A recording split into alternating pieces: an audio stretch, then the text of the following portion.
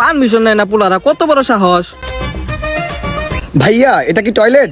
এটা টয়লেট না ভাইয়া, পাবলিক টয়লেট। কি করবেন? ভাইয়া প্রস্রাব করতাম আর কি। মুতলে 5 টাকা কইরে আর পায়খানা 10 টাকা কইরে। ওকে ভাইয়া 5 টাকা দিব, আমি তাহলে যাই। যান। কি দুর্গন্ধ।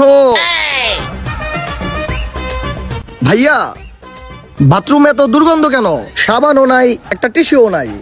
এই মিয়া, এটা কি আপনার বাসার বাথরুম পাইছেন? এটা পাবলিক টয়লেট। এনে সাবানও থাকবো না, টিস্যুও থাকবো না, দুর্গন্ধ থাকবো। আপনি করলে করেন, নাহলে বেরো যান গা। আপনি আমাকে অপমান করেন। আপনি জানেন আমি কে? আমার নিজস্ব বাড়ি আছে, নিজস্ব গাড়ি আছে, নিজস্ব অফিস আছে, এবং কি নিজস্ব রিসোর্টও আছে। নিজস্ব টয়লেট তো আর নাই।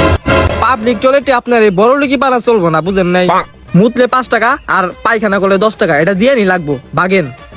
এই টেয়া দেন ভাইয়া। ওকে ভাইয়া রাগ করেন না, আমি যাচ্ছি।